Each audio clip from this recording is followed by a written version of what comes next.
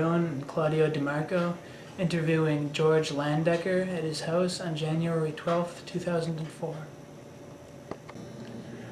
What is your full name? George Landecker. And where were you born? I was born in East Prussia in 1918, which was then part of Germany. It's now part of Prussia. Alright, and what was it like there growing up? We were born in a very small town with about 3,000 people. It was a very simple community. My father had a hauling business, and I grew up very peacefully in a little town until 1933, when everything changed because Hitler came to power. And all of a sudden we were not wanted anymore.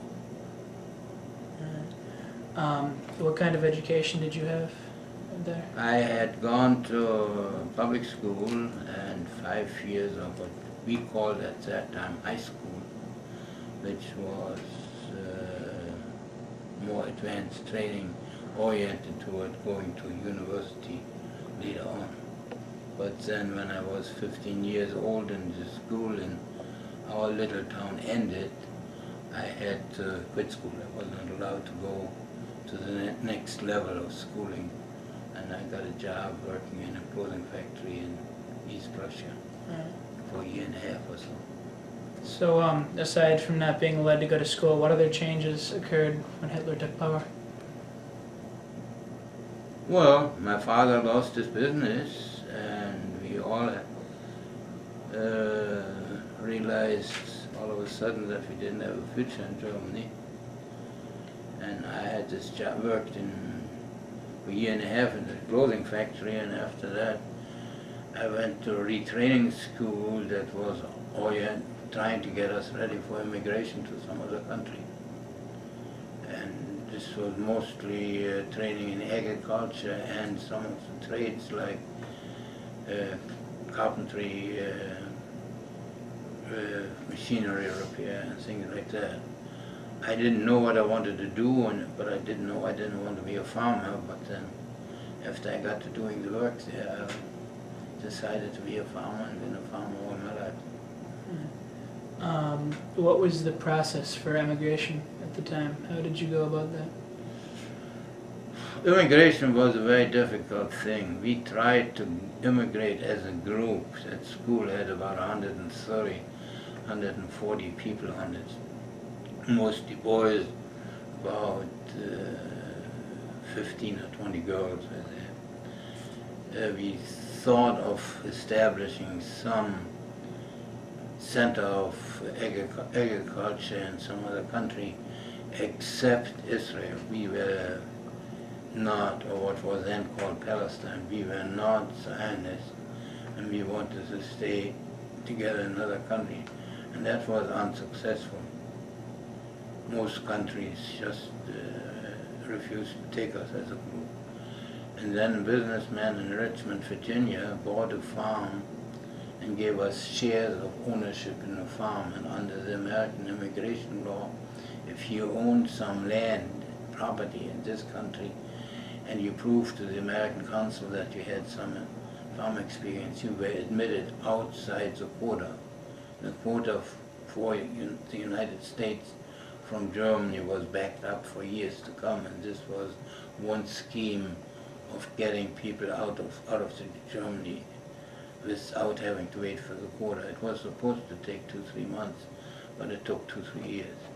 I was in the meantime arrested in Germany and sent to a concentration camp, and then was released on the basis that I would leave the country and wait in Holland for my American visa. I was in Holland for 1 year before I got my visa in America in 1940. What was the concentration camp like? Well, the concentration camp was not a very pleasant experience. You do not realize how brutal human beings can be with other human beings until you see it actually happen or feel it on yourself. So I was only in for about 2 months, and we knew that we would be released eventually. So, and that's before they started the systematic killing. In other words, if you could prove to Gestapo, the German police, that you would leave the country within a certain time, you was released, and you had to sign a paper that you would leave the country. I believe it was within 60 days, and that's I did.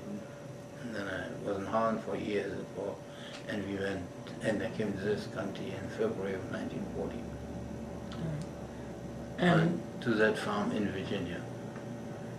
how aware were people in general, just regular citizens around in Germany and when you were in the camp and later in Holland, how aware were people of what was going on? How old?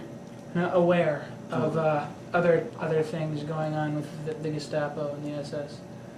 What were they doing? What did you know about? You heard something about concentration camps, and people disappeared or were arrested.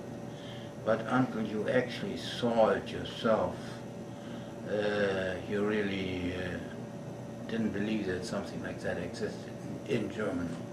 Germany used to be one of the most modern and most advanced and liberal thinking countries, and you couldn't believe that the educated German populace would stand for anything like that. But they did. They did support Hitler very much. And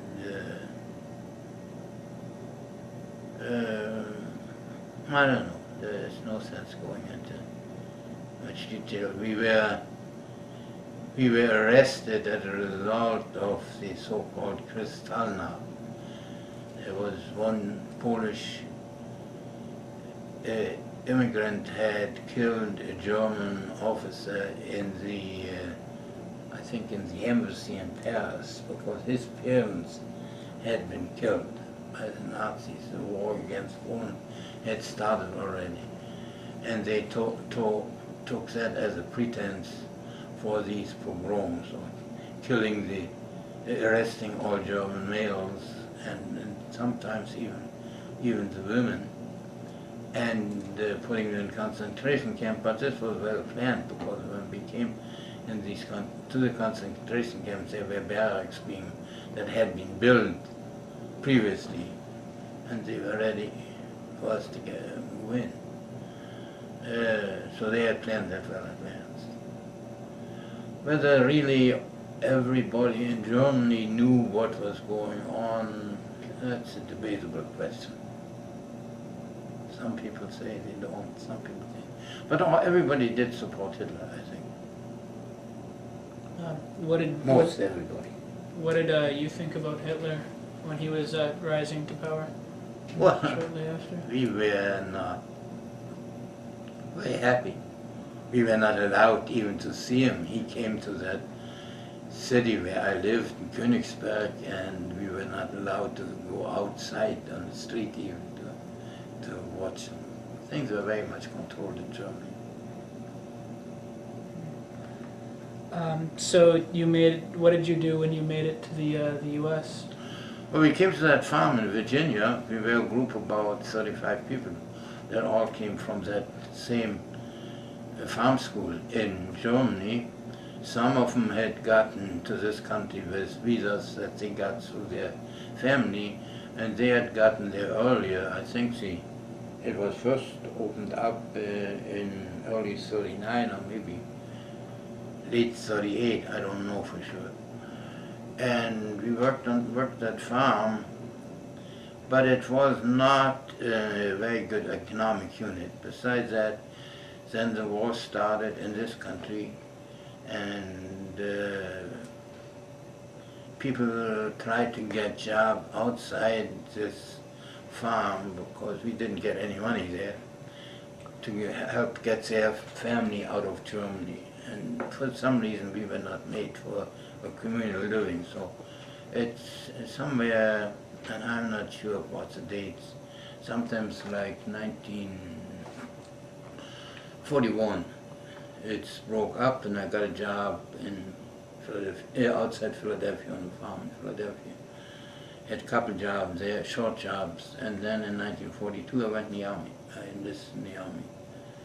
And officially, since I was not a citizen, I can't enlist, but if I let my draft board in Virginia, where I was registered, know that I wanted to go in, I was drafted immediately. And I went in the army in November 1942 and was in the army until June of 1946. And by 1944 I was fighting in France against Germany, and then in the infantry. And then when we got into Germany, I was transferred to division headquarters because they needed people who spoke German. And I was used then as various positions as interpreter and different type of jobs. And when the war was over, I was transferred to military government of Germany because the American armies controlled all of Germany, and rebuilding Germany, they had, each county had a unit that was in charge of rebuilding the county, and my job was with public safety. Going back, where did you go to basic training? My basic training was in Camp Wheeler, Georgia. And after I had my basic training, I was kept on there for training cadre, and was made corporal then right away. And I was training a year in Camp Wheeler, Georgia, and then I was transferred to Fort Meade, Maryland, just outside Washington. And from there, I think about July or August of 1942, I went overseas. Can you describe a basic day while you were training? In training? Yeah. It was very hot in Georgia. Well, actually, when I had my basic training from November to March, it was 13 weeks. We did a lot of marching. We did a lot of training on a rifle range. We had the old Springfield 03 rifle because the army was not ready with modern weapons to train its recruits. And well, army life, you get up early in the morning and you do a lot of marching, and then when it was cold there in the winter time. The barracks were not very well heated. I think it was the coldest winter I ever spent anywhere, including upstate New York. So you had no snow? No, there was no snow, but it was a damp coldness down there, and they had, for that great barracks where, I've forgotten how many people lived in it, there was one little stove there, and it was not very warm. And then in the summertime, it was very hot. We had lots of new recruits coming in, people who had never done anything like that. We used to go on those 30-mile hikes. We would have an ambulance going behind each battalion to pick up the guys that had heat stroke or something like that. After your training, what unit were you assigned to? I was in transfer as a replacement for a while, and I was assigned to 45th Infantry Division, which is an Oklahoma National Guard division. This is the insignia there. It was an Indian eagle. When I went to southern France, and I was in the 45th Division until the war was ended. And I was assistant squad leader then. I was a corporal. I'd done some, but I was stationed at Fort Meade actually. I'd done the work of a supply sergeant, which called for a staff sergeant rating, but for different reasons I didn't get the ratings because somebody else held the ratings and still stayed in the company. But I went overseas as a corporal, and then only was made a sergeant after I got into military government in in Germany. And what were your duties as an infantryman? In a line company in the infantry, you do a lot of walking, and you are, as assistant squad leader, you are the one who brings up the rear of the squad. But then they also would take me along when they went on night patrols, and thought because I spoke German, I could surprise the Germans by speaking in German and tell them we are not American soldiers, and then we could capture them that way. It never worked. The idea, they tried it 2-3 times, but it never worked. No, we were really in a line company. We on the move quite a bit. For a while we had a defensive position in the vast mountains, and I was twice in a hospital, not for army wounds. I had an infection with my wound. They flew me all the way to England to operate on it, and then later on we were training on the I think it's on the Vast River for crossing the Rhine in those rubber boats, and I caught pneumonia. And on the night when my division was going across the Rhine, we were in southern France. In the northern parts, they found one bridge open. I don't know if you, the bridge of Remagen, and but I was had pneumonia and was on my way back to the hospital in an ambulance on the night division across the Rhine. From Fort Meade, where you're training, and how did you end up in Europe? End up here? No, in Europe. We're going back with you. Oh, that's by boat. By boat we went to Italy first, and we were in Italy for, I forget now how long, several weeks in the replacement center. And then we came into southern France through Marseille, and had a train up the Rhone Valley and joined the division in a little place called Epinal, that's in the Basque Mountains, where the headquarters of the 45th Division was at that time. We were, I think, the 7th Army that came into southern France and opened up a new front there. Lieutenant General Hatch, I don't remember who it was. Alright. And did you ever see any combat? Oh yeah. We were shot at quite a bit. For the very first night we were supposed to be put security around headquarters, and we were very tired, and we didn't dig any foxholes. And all of a sudden we heard the Germans started throwing some 88 shells in there, and we dug holes in an awful hurry. What were your feelings when you were under fire? What was that like?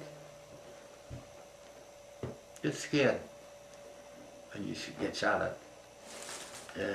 And that German shell, Can I go? I won't be in. That German 88 had a special sound to it. I think that's still in use. I guess that was one of the best weapons that was ever designed. And it had, you knew when it was coming. And I was in a way lucky. I didn't see a great deal of combat. We were shot at quite a few times, and we fired, but I don't know that I ever knowingly killed anybody. I shot at the noise, I shot at something that was going on over there. I don't think, I never was in any hand-to-hand combat or things like that. All right. What were your officers like? Were they competent? Oh yeah, I think we had some good company. Later on, when we were military government, we had some very incompetent people there. But we had a captain who was a police officer from Philadelphia, who was supposed to enforce the law, and he didn't know anything about American law, or even using that in Germany then. But that's happens anywhere, that you have some people that are not too competent. But basically, I think we did a pretty good job. Some of the policies the American Army had designed didn't work. When they had what they called the denazification program, which was supposed to weed out all the Nazis that had been active in government. And then you developed long questionnaires that we had to ask people. And actually, it was not my job, there was somebody else in my detachment who did that. But the theory was very good, but it didn't really have much.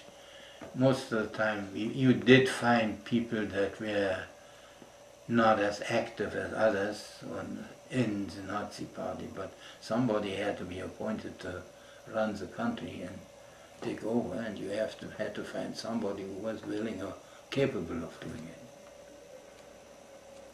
it. But we didn't have any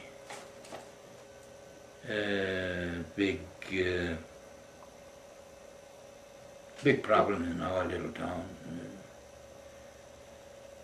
It was one of the few towns that was not destroyed during the war, because it was a resort town and they used the hotels for army hospitals, so they had the sign on top of it, so it never was bombed.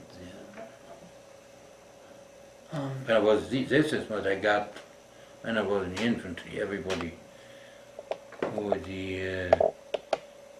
all the GIs were complaining because the Air Force got extra pay for being, when they were flying, in danger. And we were in danger constantly, so finally the Army designed the Infantry Combat Badge, so anybody who served in actual combat unit got the Infantry Combat Badge and got $10 a month extra pay. But at that time the whole pay for a buck sergeant was $75 a month, so $10 was a lot of money. Do you feel that the training you received before all this prepared you adequately? Oh yeah, oh yeah, I think we were, for what we were supposed to do, we were trained well. Yeah. So, I even was a fairly good marksman with the old 03 rifle, but when they brought out the more automatic M1, I couldn't shoot very well. But they were not designed to be accurate, or that accurate. They were just designed for firepower, to throw a lot of lead. So, from your landing in Europe, you went through Europe and through France, and when did you get into Germany? What did you do We entered Germany, well, let's see. I had just been in a hospital, and it was, I think, in April of '45, because I remember visiting an army buddy of mine who was on my way back to my unit when we were in Western Germany, and on that day it was when it was announced that Roosevelt died, so that I'm pretty sure that was in April of 1945. And then I was, the war ended in May of 45. We were even inside Germany, even though there was not too much fighting going on, but the Germans had developed the first jet airplanes, and they would come down in little towns and strafe us with, after they tried to turn the bombers around. But the fighting just about was over by then. The Germans surrendered all over. One of my job was to, it never was used, but set up, clear out the German village, villa, a town, wake out, for all the German armies in that area to surrender.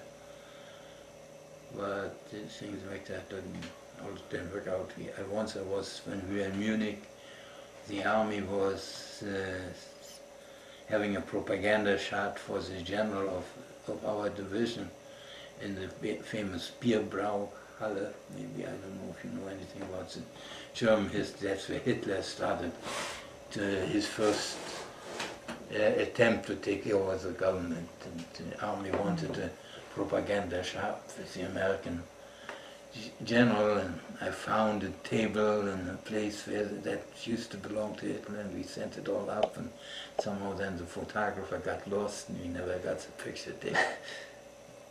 He never showed up. And well, what did you do when you got into a military government and then the headquarters? My job was, we were in a small town, and we were in charge of one county. And my job was had mostly to do with public safety, establishing the fire department, the police departments, and overseeing that their rules, we had to change their rules that were established under the Nazis, and get more democratic role into government into the German system. Which we basically did. We were a small group of 5 enlisted men and 3 officers, and we had to see that the German government worked under the rules that were established by the American army, democratic rules. I would have been discharged earlier because they had a point system where your time of service gave you so many points, but the captain that I served under was being court-martialed for supposedly misappropriating money, and I was held over there as a witness, even though what he has done happened before I joined the detachment, but everybody was frozen. And then after he had his court-martial, then I came home in 1946.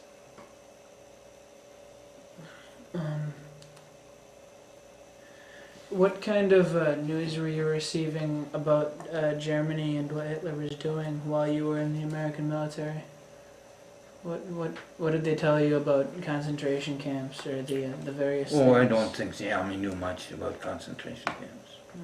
And mostly we didn't. I was stationed in Munich, and I was not too far from Dachau, which is one of the worst concentration camps, but we really did not know that much about what had been going on. You saw it, it came out in the what was the name of the paper? I can't think of it now. Yeah, Bill Malden used to do the drawings of G.I. Joe. I can't think of it. Oh, the Stars and Stripes. But really we didn't know much about it. No. So when you did find out, what were your thoughts about that? Well, I knew my family, my immediate family, my mother and father, and 2 sisters and a brother had left Germany in '39 for South America. We had a relative in South America. But I knew that my brother, who was 2 years younger and married and lived in that same town, that he never got out.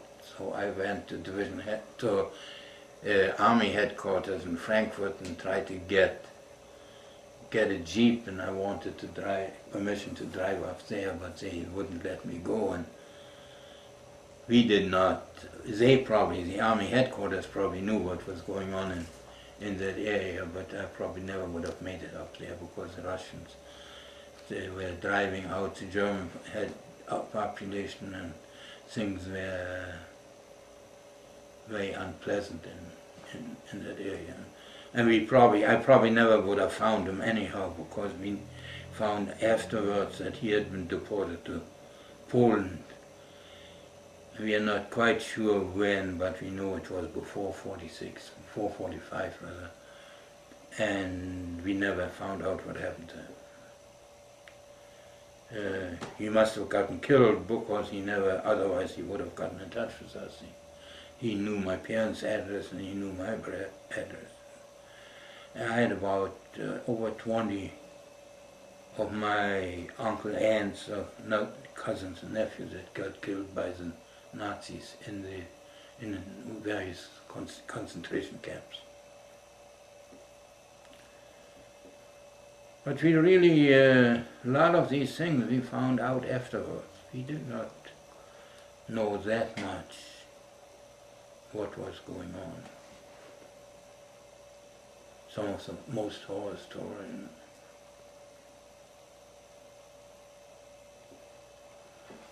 What interaction did the American military government have with the Soviets at that time? I have no idea. In the area where we were stationed, there was no Soviet troops whatsoever. They were much further north, and or in Berlin.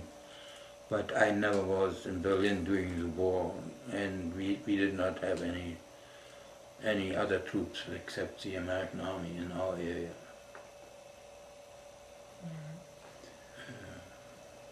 So, after you, how did you obtain your citizenship? Well, through this, your citizenship, normally you have to wait 5 years once you declare your intention of becoming a citizen. And since we were kicked out of Germany and we lost our citizenship, we knew we wanted to become American citizens. So we declared our intention. And then once you're in the army, you become a citizen immediately, because they would not ship you overseas as a non-citizen. You wouldn't be covered under the Geneva Convention as a soldier. You got to be a citizen of the country you serve under. So I got my citizenship in, I think it was in '43 in Baltimore, Maryland, when I was stationed in Fort Meade, Maryland. There was a group of people from Brooklyn, Italian descent, that I had my basic training with, and they were not citizens. And we went together to apply for our citizenship, and for some reason their citizenship came through and mine did not come through. And they were immediately after basic training, and I probably would have been with them, shipped out to Africa. The war in Africa had started already, and that's why I was kept on a training camp as for cadre, because I wasn't shipped out. But when I was stationed at Fort Meade, I got my citizenship. This is going back a little, I forgot this earlier, but when did you hear about Pearl Harbor? And what did you think? Pearl Harbor, I was still out of the army. I was working on a farm outside Philadelphia, on a dairy farm, and I had the radio on, and we heard about it.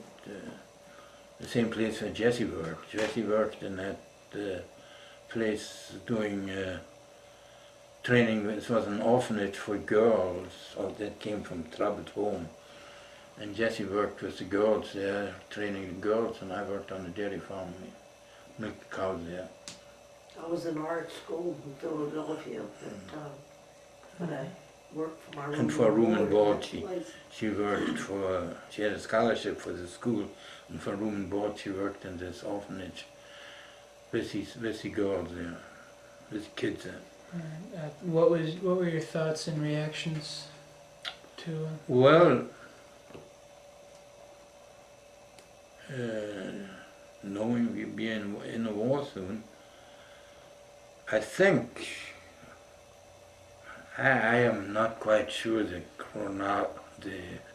right after that I tried to get into the Air Force. I was interested in gliders, and I tried to enter the service as a glider pilot, but I was turned down because to be a pilot you have to be an officer, And for an officer you have to be appointed by Congress, and you can't be appointed by Congress if you're not a citizen. So they told me no. As it turned out, I probably wouldn't have made it anyhow, because I had a poor left eye which I didn't know until I came into the army. I couldn't be a pilot. And after your time in the military government in Germany, you were discharged, and where did you? I was discharged to Philadelphia. We were married. We got married in 1943, and Jessie was living in Philadelphia. And I was discharged to live with her in Philadelphia. We didn't stay very long. And we really did not have any roots anywhere. I went to visit a friend of mine who also came from that farm school and who had been discharged earlier and who had bought a farm in Connecticut. And with what we didn't settle there, we didn't have enough money to buy a farm there. We came to upstate New York to visit a distant relative in Utica. And here farm prices were lower than they were in Connecticut, and we looked around a little bit. We bought a farm in Remsen, New York, and we had a dairy farm for 34 years in Remsen. Started out with 20 cows and eventually ended up with 60 cows, which was at that time a fairly large unit. Your family was in South America. What happened to them? My brother and the two sisters after the war went to Israel and still are in Israel, except one who had died. My parents came up and stayed with us on the farm. My father is buried in Utica, and my mother later on went to Israel also, and she died in Israel. But I still have one sister and a brother in Israel, and they have fairly large family. Lots of nephews and nieces and different relatives. And I've been there several times. I went there the first time when I was still on the farm in 1970, but then after I sold the farm, I've been there quite often. What do you feel about Or they've been here. You must have been there 4 or 5 times. Oh, I've been much I've more. been there 3, I've been and I much more think for you time. went a lot more than I did.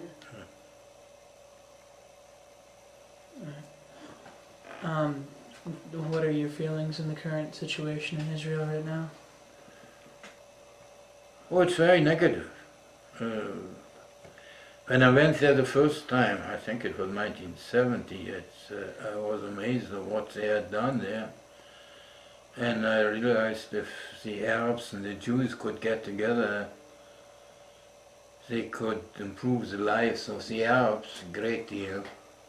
But even then there was already some animosity between the Arabs and the Jews, and it went even much further back, much further than before Israel was established, that the Arabs were fighting the establishment of a Jewish state. And right now it's desperate. They're establishing a ghetto that the Jews fought for hundreds of years to come out of it, and now they're building a fence around themselves, and they'll be living in a ghetto there. It won't make for very good living conditions for the Arabs or for the Jews. Some of the Jewish leaders, even some of those that I knew, one of the German Jewish religious philosophers that I had attended some seminars with, promoted at that time, before the establishment of the state, that they have a joint country with Arabs and Jews together instead of 2 separate countries. But he evidently didn't succeed, and so it's very, very, very bad. The situation. The Arabs have benefited from the establishment of Israel. You can see the difference in their agricultural production. When I first came there, what I saw 10, 15 years later, where they adopted the new technology that the Israelis had brought to the country. But they were being treated as second-class citizens, and the new generation that has grown up since then just won't stand for that anymore. And there are fundamentalists on both sides that won't give in. Not just the Arabs. There's fundamentalists that are just as determined that this is their land and God had given it to them, so they are fighting for it, and they think they're right. We're all fighting this God on our side, just everybody has a different God. And what's happened to Prussia since the war? Prussia? The much of Eastern Germany was given to Poland as punishment to Germany, and partly because the Russian took part of Eastern Europe, Eastern Poland, and made it part of their country. But this the area where I was born, the German Navy had a huge submarine base in the Baltic Sea, and the Russians wanted that submarine base on the Baltic Sea. So they took part of that area and made it Russia. I have never been back there, but my sister went back several years ago, and the little town where we come from was mostly destroyed during the war. It's right on the border between Poland and Russia, and most of it has never been rebuilt. And all the German population was kicked out, and people that live there are Russians that are brought in from Russia somewhere. And everything, she said it was very poor. Even in Königsberg, which is now called Kaliningrad, it's not much has been rebuilt. Things are not ready. Evidently the Russians don't think much of it. All they need is they wanted that submarine base.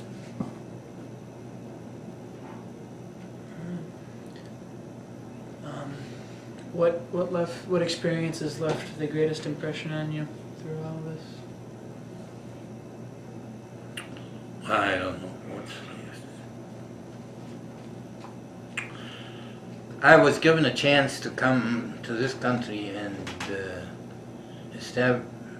found a home in upstate New York. I was a complete stranger, and I became part of the community and was accepted there. I think I found a home. I think that was the most important impression, that as a complete stranger I was allowed to do whatever I wanted to do, and I think I became part of the community and active in the community. I served in all kinds of positions. I was the president of the local school board, served 2 terms on the school board. I was active in the fire company, active in local government, and paying some of it back now by doing quite a bit of volunteer work with the American Red Cross by organizing blood drives. I think many others of our group, other refugees that went to other countries, they remained the refugees and the outsiders. And here, even though I'm speaking with a strong accent, I was elected to leadership roles and could say whatever I wanted to say. I think that was one of the most important things that's happened to me. And my kids have done well, we have done well.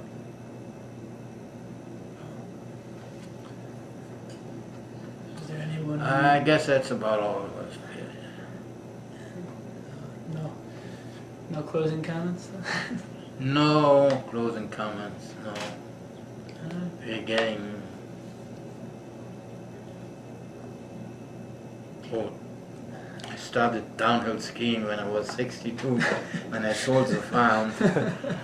And this year I couldn't go skiing with I had some trouble with my heart. And my grandchildren were up here for Christmas and I couldn't go join them. That was a very big disappointment. But I think part of it is because they put me on 2-day medicine, and just today they took me off 2 of them because they do something to you. So hopefully this will change and maybe I get some skiing yet. Thank you. Thank you Okay. very much.